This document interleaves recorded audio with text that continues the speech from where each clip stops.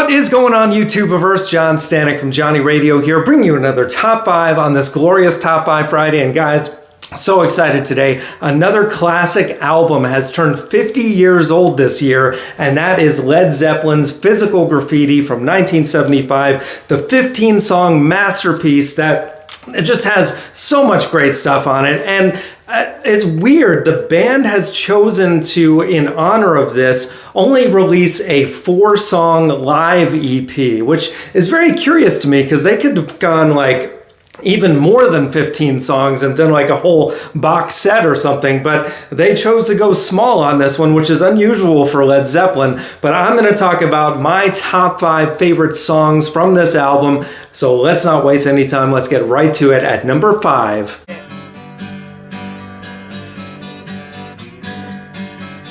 Black Country Woman, the penultimate track from the second side, or I guess technically the 4th side of this record, a just massive, awesome double album that it is. And this, to me, I feel like they should have ended with this song. Sick Again is one of my lesser favorites on this album, and I feel like this just ends it in such a perfect way because this was Zeppelin in full double album fashion, doing a little bit of everything. And I don't know, there's just an understated glory to this song that, you know, it's acoustic, but it's also got this stomping bass drum, kind of like Bron-Y-Aur Stomp from Led Zeppelin 3, but almost like even better in a way. I just love the raw recording. You can tell that it's being recorded in a live setting just from the opening of, like, you can hear, I think it's John Paul talking to Jimmy saying, "Should we roll it, Jimmy?" And then there's like a little joke and a laugh, and then they go right into it. And it's just such a fun romp of a song. It's one that gets stuck in my head a lot in a good way. Absolutely love it. And that's just my number 5. So now at number 4,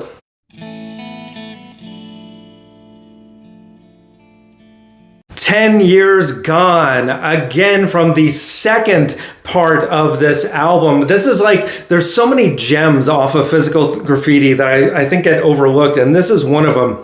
It's a 7-minute, just absolute masterpiece from start to finish. So many different sections of this song. It really shows like Jimmy Page, not just as an amazing lead guitarist, but as a songwriter. Like, just all his guitar parts are extraordinary. And then, of course, Robert Plant showing off as a songwriter himself. Actually, some of the lyrics of this song I almost use as my in my high school yearbook and as my senior quote. I instead went with something by Kermit the Frog, but nonetheless, this is a great song. And now at number 3.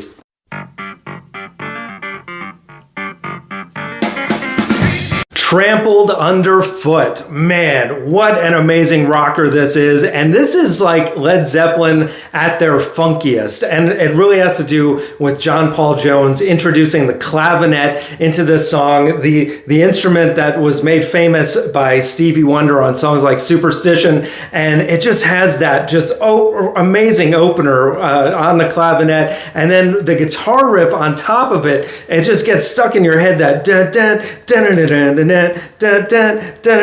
And even as repetitive as it is, even lyrically, I can't stop talking about love, man. It's so good, it's so upbeat, and it's just amazing. And check out the live version that's coming on this EP, by the way, because Led Zeppelin live, you can't beat it. So now at number 2,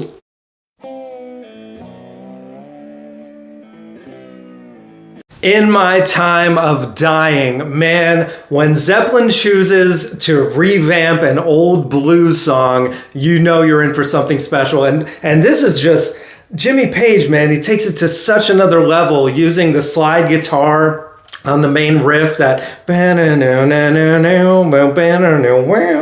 oh man, I just absolutely, just that alone. But again, Zeppelin has to go above and beyond, and by the time it gets to that midsection where they just really amp it up and speed it up, John Bonham is just absolutely nuts on this song. I'll never forget the first time I listened to this song in its entirety on a Walkman cassette tape with headphones at Milburn Pool in Milburn, New Jersey. My mind was blown, man. I think this was the moment that I became like just a diehard Led Zeppelin fan, was listening to In My Time of Dying and just being like, there's no band better than this at their instruments, like collectively and by themselves. Incredible. And that's just my number 2. So now at number 1,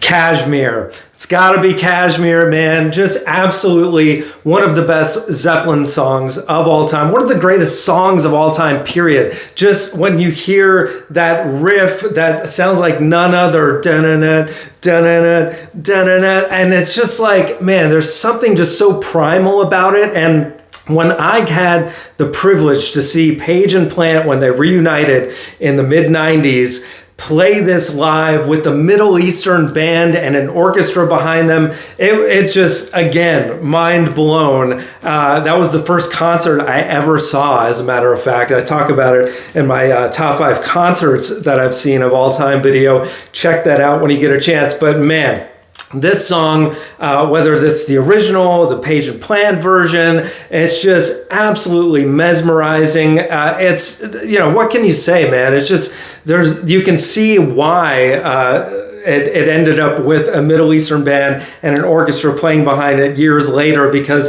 it's just one of those songs that it just feels timeless. It feels like world music that any culture can enjoy. There's just so many things about it. And then John Bonham, like the effect that he has on the drum, I think it's a flange effect. I'm not sure. Maybe a phaser, maybe a cross between the two. I don't know. It just makes it sound like the drums are just going into outer space. Absolutely amazing. 8 minutes and could be longer for all I care. So that is my top 5, guys. Let me know in the comments below, what would your top 5 be? There's 15 songs to choose from. And guys, be on the lookout, because in the next few days, I will be ranking in short form the entire 15 songs of this album. So if you're not subscribed, be sure to do that. We got top 5s every Friday, album reviews, top 50s, so much more. Thank you for watching. And as always,